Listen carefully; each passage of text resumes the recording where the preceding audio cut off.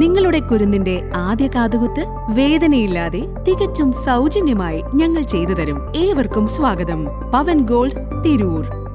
Phone മുഖാന്തരം സൗഹൃദം സ്ഥാപിച്ച യുവാവിനെ വാടക വീട്ടിലേക്ക് വിളിച്ചു വരുത്തി അപകീർത്തിപ്പെടുത്തുമെന്ന് ഭീഷണിപ്പെടുത്തി പണം തട്ടിയെടുത്ത കേസിലാണ് യുവതിയും ഭർത്താവിന്റെ സുഹൃത്തും ഉൾപ്പെടെ 2 പേരെ പൊന്നാനി പോലീസ് അറസ്റ്റ് ചെയ്തത്. പട്ടമാർ വളപ്പിൽ നസീമ എന്ന 44-കാരിയും ഭർത്താവിന്റെ സുഹൃത്ത് കളത്തിൽ വളപ്പിൽ അലി എന്ന 55-കാരനുമാണ് അറസ്റ്റിലായത്. കേസിലെ 1-ാം പ്രതി നസീമയാണ്. കഴിഞ്ഞ 14-ാം തീയതിയാണ് കേസിന് ആധാരമായ സംഭവം നടക്കുന്നത്.